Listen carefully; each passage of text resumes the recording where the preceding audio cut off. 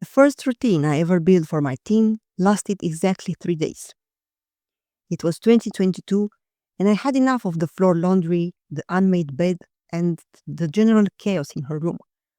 So I made up my mind one Monday morning and created a nice spreadsheet. And at evening, I handed it over to her, saying, "Look, it's time to take some responsibility for your own room and your belongings. I've put together this spreadsheet so you remember what your tasks are from now on."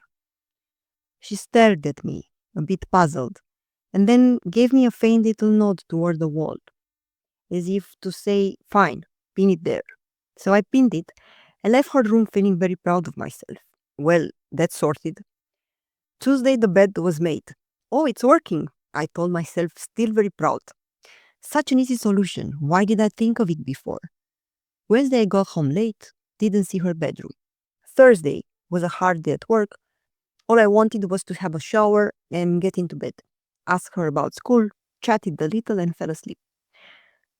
Totally forgot about the magic spreadsheet.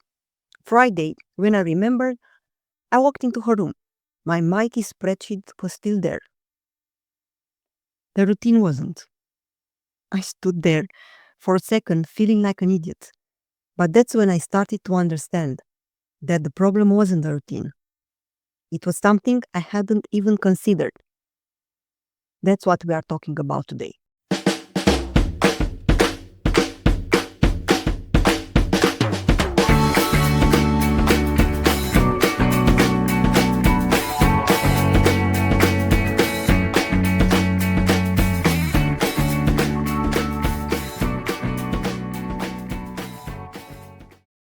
Why do we make routines for ourselves?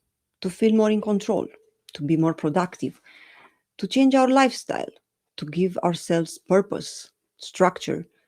Teens need routines for the same reasons. But for the routine to work and actually last, don't expect that you will pin it to the fridge, read it out loud once, and magically it will work. Your teens are not eight anymore, and they are not your subordinates. They will not comply, but they need the routine, and you need them to comply. And routines need adjustments. As soon as you understand this, you, your teen, and the routine form a system. And like any other system, its components are interdependent. What you will hear from me today is how to make the system work. There are 11 rules. Bear with me, okay? Here we go. 1. Explain the importance of routines for now and for their future. Not because I said so, not because everyone does it. A real reason, one they can get. 2. Create the routines together. What? You thought you could just issue the orders? No, no, no. Collaborate. Do not impose chores by force. They must be negotiated. But here's the catch: no blackmailing and no threatening. And for God's sake, be careful what you trade.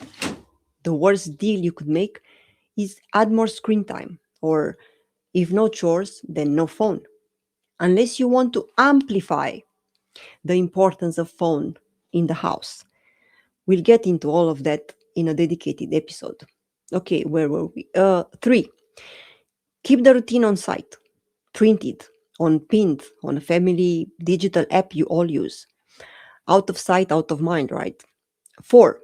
Do discrete follow-ups, but save the observations for the weekly checkup and adjustments talk.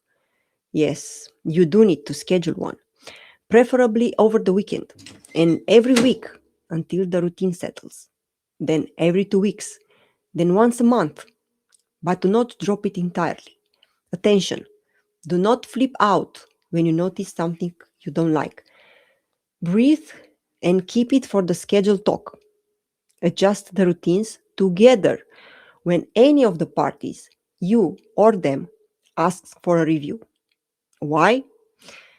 A policy that isn't regularly challenged is a dead policy, right? 5. Include fun stuff in the routine. Their hobby, gaming night, chatting time, evening of movies. The less pleasant tasks blend in more naturally, and everything gets done more easily. 6. Do not incentivize the routines. You are not training a dog. 7. Be aware of exceptional situations. When they had a tough day, when they are upset, exhausted, stressed, don't insist on the routine. Okay? 8. Praise them regularly, directly or indirectly. Every couple of weeks, once a month, you are smart, you understood the importance, I'm very proud of you, you helped me a lot, I really appreciate it. Or say it to another one, another parent, teacher, friends. I'm really proud of my kids. They are supportive and smart. We all stick to our routines, and that helps the entire family. While we are here, a quick but non-negotiable rule. Never, ever mock or complain about your kids to anyone. I'll say it again. Never, ever mock or complain about your kids to anyone.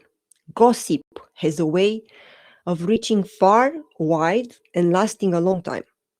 The emotional damage you could inflict on your children is devastating. Always speak well of them, always praise them. And in the harsh moments, if you don't feel like it, better stay quiet. Okay? Back to routines, almost finished. 9. Offer to help with their chores from time to time. No explanations. But remember to ask to help yourself on another occasion. Teach reciprocity. 10. Model the routine yourself. If you want them to follow one, they need to see you following yours, because teens have sharp eyes for hypocrisy. A parent on the phone at midnight telling the teen to put their phone away at 10 has already lost the negotiation. And finally, the last rule, 11. Routines don't go away during vacations.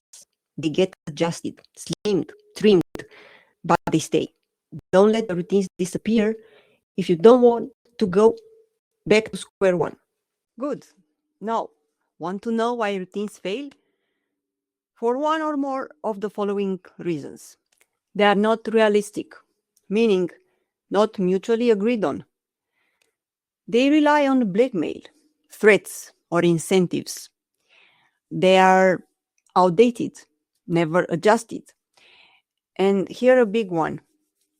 Life shifts, new school year, new sport, exam season, a breakup, a move, a parent traveling more. Life moves, and if we don't renegotiate the routine around it, the routine rots. Another reason, they are not backed by a reasonable explanation. Remember, we have to have explanations. Because I told you so, or everyone is doing something, you have to do something too, or whatever uninspired reason you used to throw at them in childhood will not work anymore. Routines also fail when they are invisible, just words in the wind, and when no one is supervising the routine, just printed, pinned, and forgotten. Routines also fall when we over-monitor, when every skipped item becomes a conversation, every forgotten step a lecture. At that point, the routine stops being a tool and starts feeling like surveillance. The teen disengages because complying makes them feel watched. And honestly, sometimes it's us who ruin the routine. We enforce Monday, forget Wednesday, flip out Thursday. Teens catch on fast. If we are inconsistent, the routine dies. And here's a harder one. Routines also fail when we can't stay calm during the weekly review talk. If the adjustment conversation keeps turning into an argument, the teen will start avoiding it. And without the review, remember, that's the oxygen of the whole system, the routine goes stale. And the big last one, peer pressure. Friends mocking the routine can sink it overnight. That's one of full episodes on its own, coming soon. Next time, your teen's behavior at home. What looks like defiance is actually leverage. See you there.